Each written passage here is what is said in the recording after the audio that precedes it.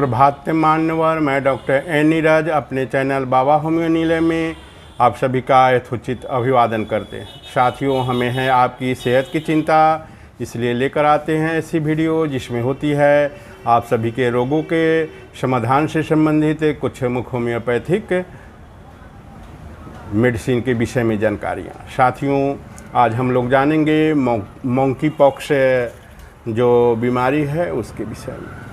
अभी कुछ दिन तक हम लोग कोरोना वायरस के बीमारी से कितने परेशान थे, सारी दुनिया परेशान थी। हर लोग इस कोरोना वायरस के चलते कितनी समस्याएं झेली हैं और बहुत सारे लोगों ने अपनी जान भी गंवा दी।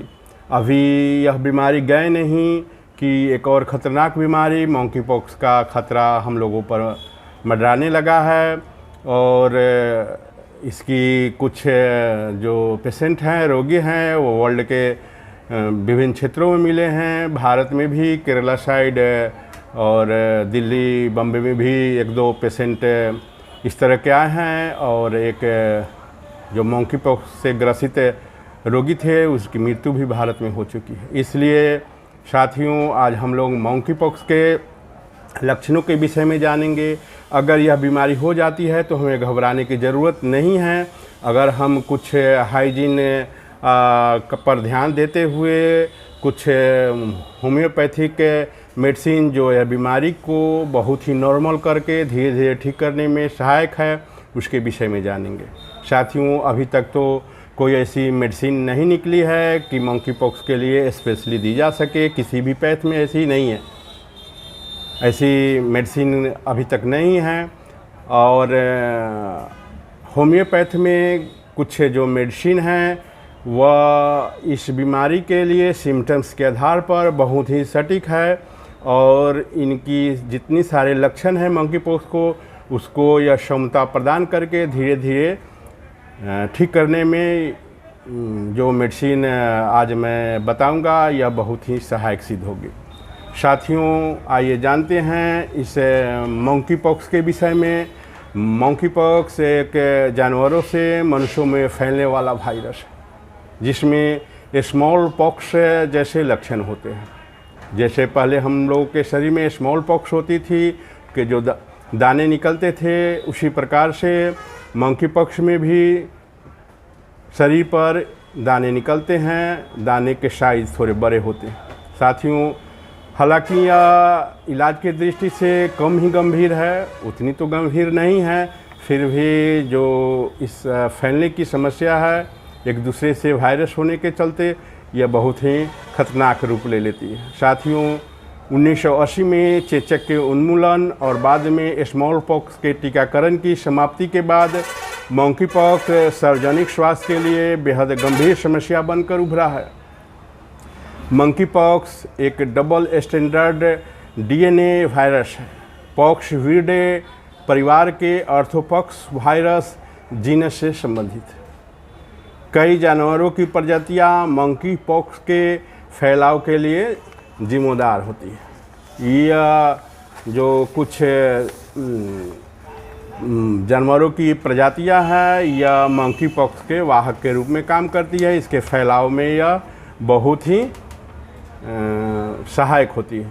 यह जो रस्सी गिलहरी है, जानवरों में जो रस्सी गिलहरी है या पेड़ गिलहरी है, गैम्बिया पाउच वाले चूहे हैं, डर्मिश और मानव प्राइमेट अन्य प्रजातियां भी इसमें शामिल हैं। ये सारे इस रोग के फैलाव के लिए जिम्मेदार हैं।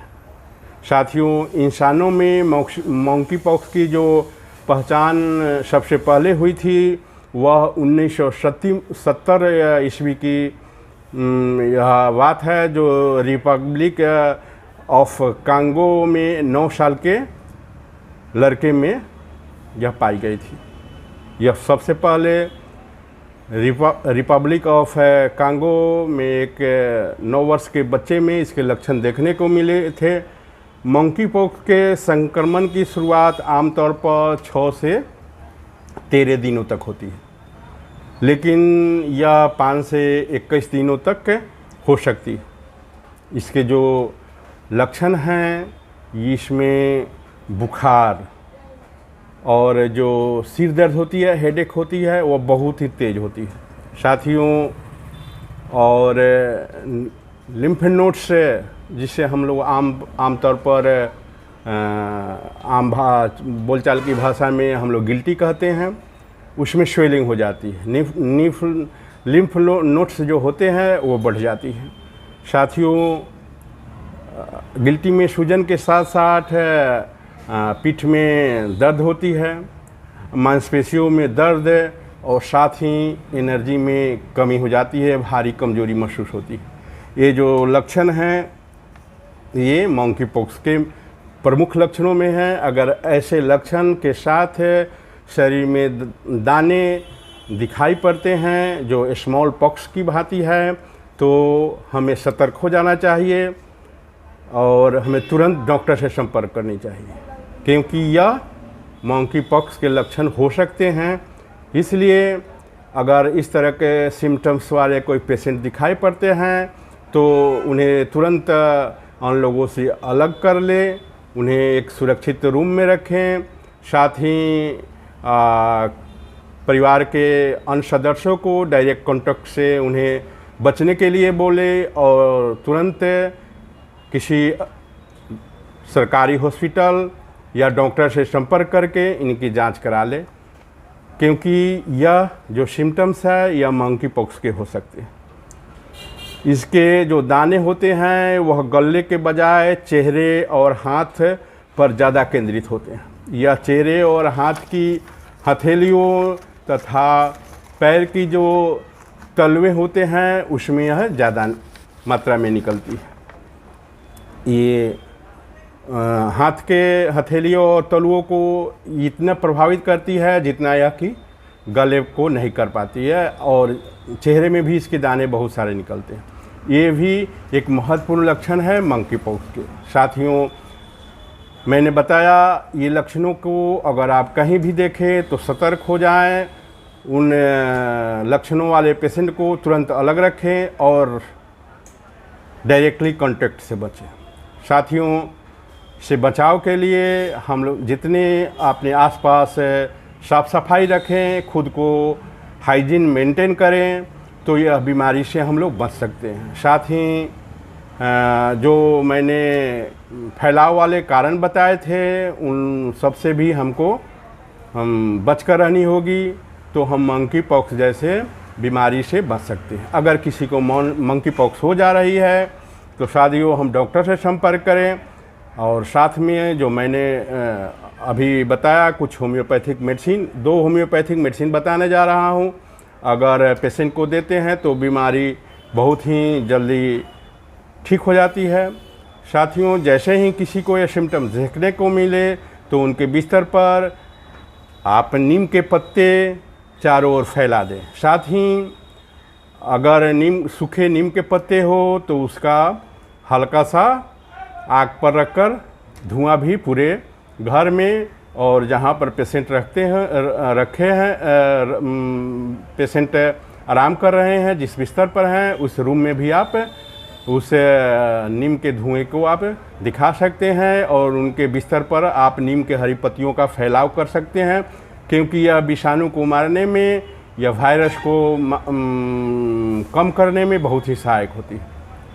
साथियों, आइए जानते हैं उस होम्योपैथिक मेडिसिन के विषय में, जिसको अगर हम ऐसे पेशेंट को देते हैं तो बीमारी बहुत जल्द ही कवर में आकर ठीक हो सकती है। साथियों, अगर आपने मेरे चैनल को अभी तक सब्सक्राइब नहीं किए हैं तो आपसे आग्रह है, प्लीज़ मेरे चैनल को सब्सक्राइब करें, और अगर मेरी वीडियो आपको अच्छी लगती हो तो मेरे वीडियो को लाइक करें, साथ ही बेल आइकन को प्रेस करना मत भूलें। आप जो वीडियो देख रहे हैं उनके दाईं साइड में लाल रंग में सब्सक्राइब बटन लिखी होगी, उसे आप प्रेस करें, साथ ही बेल आइकन को भी आप प्रेस कर दें, क्योंकि जैसे ही मैं कोई वीडियो बनाऊं आपको इनकी सूचना मिल जाए।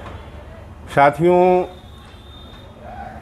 ये जो होम्योपैथिक मेडिसिन है इसकी सबसे अच्छी और पहली मेडिसिन थूजा 30 पावर 36 ml का एक पैक खरीद लें और उसको पेशेंट को 2 बूंद प्रत्येक 2 से 3 घंटे पर डायरेक्टली टंग पर या 1 चम्मच पानी में डालकर हम पीने के लिए देंगे।